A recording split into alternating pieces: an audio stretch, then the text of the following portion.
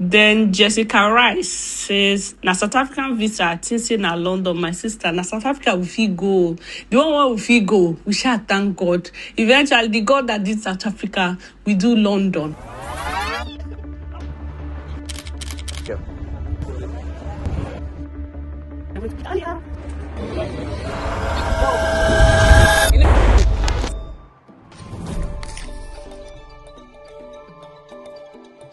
What's over? Cape Town, South Africa, November 15th, 2022. After one whole year of weekly classes and trainings, I finally graduated from the YouTube Black Voices class of 2022. I feel relieved, I feel happy, and I also feel scared. What direction should I focus my creative journey on? What am I truly passionate about? They say that with great power comes great responsibility.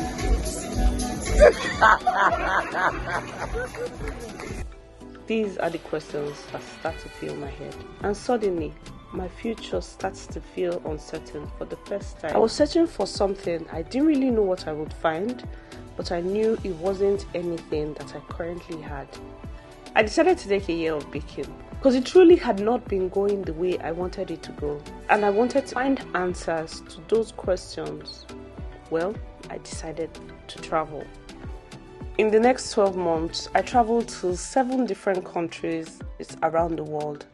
Italy, Monaco, South Africa, France, Spain, Scotland, and Qatar. And I met new people, a lot of my subscribers, and explored unknown places. I ran, I danced, I laughed, I learned, I jumped, I smiled, and well, I fell and almost missed my flights a couple of times. I buy a drone and I practice every day. I meet new friends and I had great conversations with complete strangers. Went to every touristy spot I could find and some of the most amazing experiences of my life. But to me, it meant even more than that. It meant more than visiting places. Basically, no matter where life takes me, I would always look back at 2023 as the year that everything changed. I gave myself permission to breathe, to live life in the moment, not have everything figured out, to not have everything to be perfect before I get started. I've always been one of those people that likes to plan everything to the T before I make a move. But 2023 taught me to just jump. Sometimes you don't have to see the whole staircase. All you have to see is the next step. My final trip of the year, London. Hi guys, good morning. This is my first day in London. I told you guys the story of how I got here and all of that. If you haven't watched that video, please head on to the previous video so that you check out how I got to London. But good morning. So it's currently 7 a.m. and I'm trying to make it to Big Ben this morning. Like, that's the goal, to get to Big Ben. I'd like to get there this morning because I'm walking around with my bag because I can't drop it in the hotel because I don't know when I'll be back. I'm just trying to plan my day, but I'm going to see a couple of sites. So I put it on my YouTube that I was stuck in London for a day and you guys sent me like some interesting things to do. So I'm going to be doing some of those things. If that's something you're interested in, let's get into the day.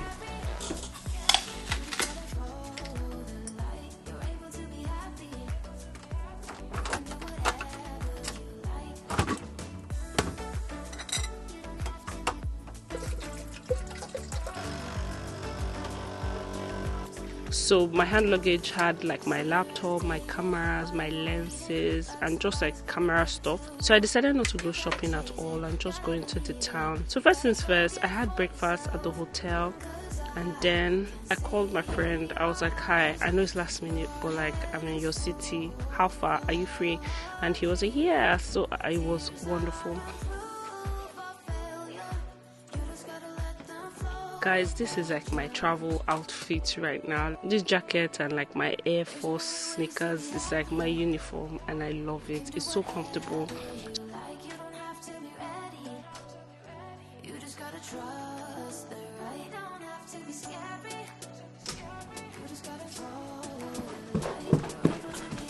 You guys think I was going to forget you? Nah.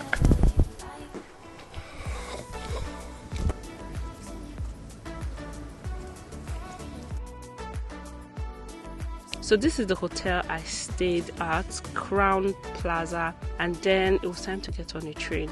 So I got on like a connecting bus that brought me to the train station that was going to take me to the train that was going to take me into London town. I met this lady and her daughter in the train station, and as I was walking in, she was like, I know you, you're a YouTuber, I watch your channel.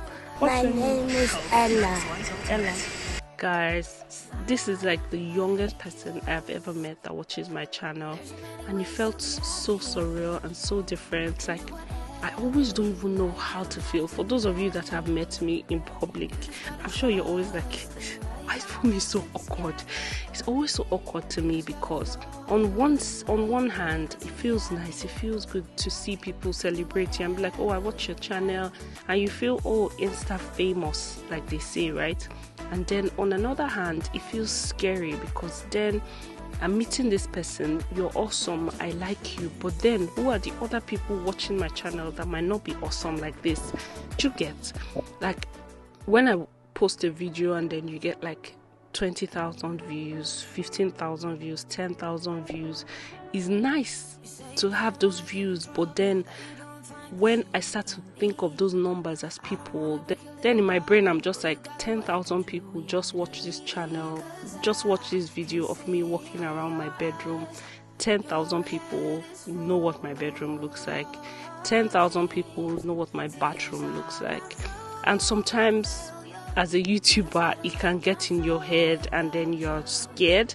I think for the longest time I had that fear because I was just like, I don't know these people, I don't know anything about them, they're watching my channel, and you get, like, it can be scary sometimes, but it was fun to meet her and her mom, and we just exchanged pleasantries, had like a good conversation, a few laughs, and then it was time for me to head on to my train. So I ride on the train, got out at Charing Cross because it was like the closest location to where I was going to be meeting up with my friend. So myself and my friend had agreed to meet up at the Covent garden because I wanted to take a few pictures. My friend is a photographer. I got there and then trying to get him. It was beautiful. Like, the Christmas setup there was beautiful. I love Christmas. I love Christmas setup. I love overblown Christmas trees and Christmas arrangements and Christmas decorations. It's just like my vibe. So when my friend came, he took me a few very, very nice pictures. I saw some people taking other nice pictures, and it was really like such a good time to me. And then my friend took me into the city. I was like, you know what, I'm free today, I'm off today, I'm not working today, let me join you on your sightseeing so that you don't get lost. I was so grateful. Like, I always appreciate when people take out time to do stuff like that for me, because I know that, like, it must take a lot for you to do that. So we went into the city, he took me around.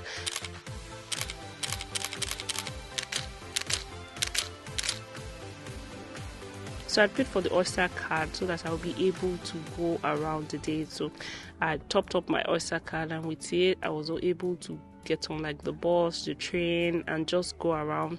So I went, first things first, you guys know I told you I wanted to see Big Ben. So I went to see Big Ben, said hi, he rang a few bells, you know, and I was just amazed. I feel like when I travel, one thing that really amazes me, like I think I've said that in one of my videos, is how everything doesn't look modern. And then we come back to Nigeria and everything in Nigeria looks modern. It almost looks like in Nigeria we don't have a history. It looks like we don't have a history because nothing looks like old. But like in these places, like I said, they take so much time in preserving their culture, preserving their buildings. Big Ben has been here for years. Do you understand? Most of all these statues, you see the year they were created and you're just amazed. And then I come to Nigeria and I'm like, okay, let's go to an old building. Most buildings are not even older than like 50 years, and like they're condemned, they're not looking nice. It's just like a different experience for me. And every time I visit and have that experience, I'm always just like in awe, because I wish we took care of stuff better in Nigeria. But anyways, let's not get deep into those kind of conversations right now. So we went to the London Eye. My friend was scared of heights, and so we decided not to get on the London Eye ride. So we have been going around taking pictures. We're currently at the London Eye. I want to go on the London Eye, but he is scared. I'm trying to convince him that we should go together, because it'll be so dry if I go alone. Like, imagine only me on the London Eye. It will be so dry. So let's try to see if he'll agree. Worry guy doesn't like. And then we went to a few different stores. He took me to different monuments, and then we visited my favorite store, M&S, to get cakes. So lately I have been loving M&S pastries. Like, the pastries are amazing, especially when I go there when it's still hot. I decided to just sit down and have a conversation with my friend. Everybody say hi. Hi, This is my tour guide for today. Musa. Musa. How are you, Musa? So how long have you been in London? A year and some months now. A year and some months. How's the experience been? Fine. It's a life changing experience, because you get to see new things beyond your comfort zone and get to understand the culture aside from the culture that you know. So it's a very nice experience. So guys, he's like one of the most amazing photographers that I know. Yeah. So how is photography like in London? Photography is fine. It's, for me, it's like one step at a time. Like, I'm not in a hurry to like just jump into the market yet. I'm trying to understand how the market system works. I'm trying to understand the principle of how they shoot here, in terms of timing. Trying to understand the culture behind each couples, because it's not like on we're shooting in Nigeria. We tend to know the different culture already in Nigeria, but here it's like it's like a different thing. Like, I had a wedding that has to do with a Congolese. It's more like a Congolese wedding, and they were getting married to a Ghanaian. So it's a two different culture entirely. I was actually anticipating to eat jollof rice, but at the end of the day I did not see jollof rice. But what will I do? So it's like moving out from your comfort zone. It's fine for me. It's like one step at a time. I always say, If they want to use you, how can they contact you? I'm on Instagram. You could actually book me on chat me up on Instagram. Aeroback_studio on Instagram. So you can reach out me on Instagram. My number is there. I go to everywhere. I've been to everywhere. It's not just London. I'm available to travel. I'm available to travel for the now. Not just for the now. I'm available to travel within Europe. Someone called me. I wanted to book me in US, and I told the person I've not got to. That's a long way. I've not gone into that part yet. So, but it's good. It's good to actually know that I'm actually getting to bridge into going into international, not just local. So we started local, now we're doing international. You guys, so please book my guide. This guy is very good. I'll put the link to his page down so that you guys can see it. He's amazing. Thank you. Let's go. I know a lot of people that have relocated recently, and then I know a lot of people that relocated a while back. It's very different when you have different conversations. For example, speaking to him, he's happy he relocated. He feels like he should have done it a long time ago. That's like the story of most of my friends when I talk to them. But then there are some others that I speak to, and then when I talk to them, they don't have like positive feedbacks. They feel like they wish they had never relocated. They wish they had never jackpot. They had like a good life in Nigeria. They feel, do you understand? So it's always very different when you speak to different people about like their jackpot journeys. But then One of the reasons why I started my travels was because I wasn't sure if I wanted to japa or not. Like, I didn't have any experience living outside the country. I didn't have any experience outside the country. So I wanted to make an informed decision of whether I should leave Nigeria or not. And then leaving Nigeria now, speaking to my friends that have japa, that are back. Some are back in Nigeria and they're like, for me, I'm not going again. And then some are in the UK, like this, my guy.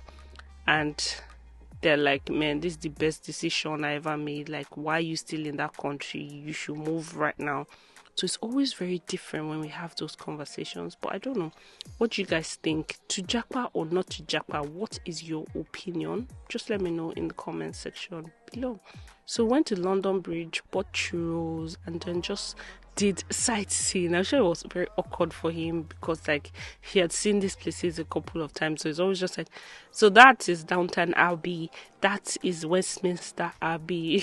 It was just really nice though. So the final place he's taking me to is London Bridge, and oh my gosh, the bridge is not falling down. But anyways, we are at London Bridge right now. And at this point, my tour guide is going. He has actually taken me to so many places in like such a short time. Like, I'm so grateful, so thankful.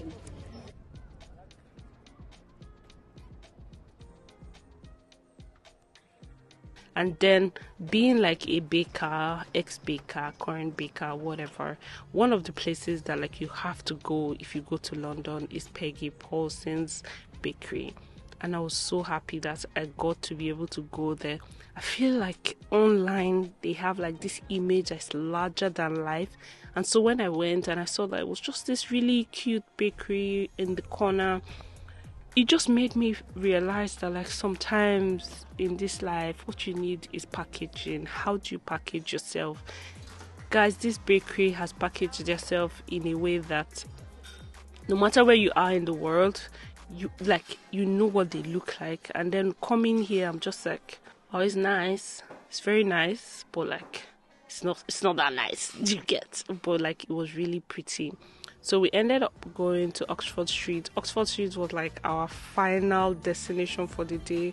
I chose to come to Oxford Street last because I wanted to see the lights on, so I didn't want to come early in the morning when the lights will not be showing. So I came at night, and then I stopped over at Hyde Park.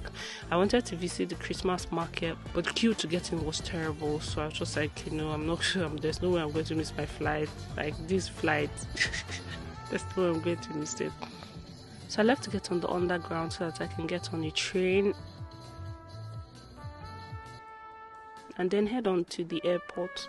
I have never seen the train station so full, so I just left Hyde Park. I was supposed to go to Winter Wonderland, but the time is going to take. We can't afford to miss our flight, so I'm just going to leave it. And now I'm trying to get on the train. That will take me to Terminal 5. So I had already calculated my time, and I knew it was going to take me roughly 2 hours to get from where I was back to the airport. So I calculated my time. My flight leaves at 10:30, so I wanted to get to the airport before at least 7 o'clock and just know that okay, I'm here, I've checked in, there's no possibility of me missing the flight. So that was what I was calculating. But then I had like the most amazing time because I hadn't eaten all day. Remember, I didn't eat lunch at the hotel because of my waka waka, so I decided to stop in Wagamama. I ordered for rice and this sauce that they had. That was like the only spicy meal, but it was delicious. I really can't. So anyways, I stopped by Wagamama to buy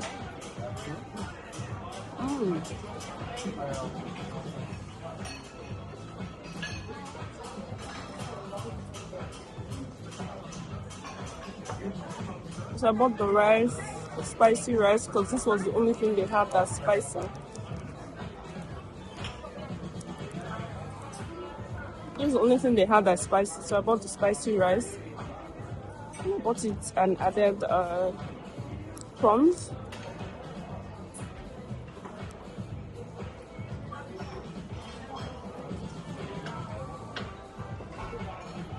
I feel like pepper is so refreshing to me. But anyways, you guys, let me eat before we continue our expedition. So after eating at Wagamama, I got to duty free. There were a few things I wanted to buy, perfumes, and then I wanted to get slippers from Gucci also for my husband. So I stopped over to just do all of that. This was my first time in London's duty free. My opinion, I feel like Qatar's duty free is still like the highest level. You can argue with your keypad, but anyways, then it was time for us to get to our flight. So checked in, went up, went down, walked around, finally got on the flight, got on my seat, and it was time for us to leave.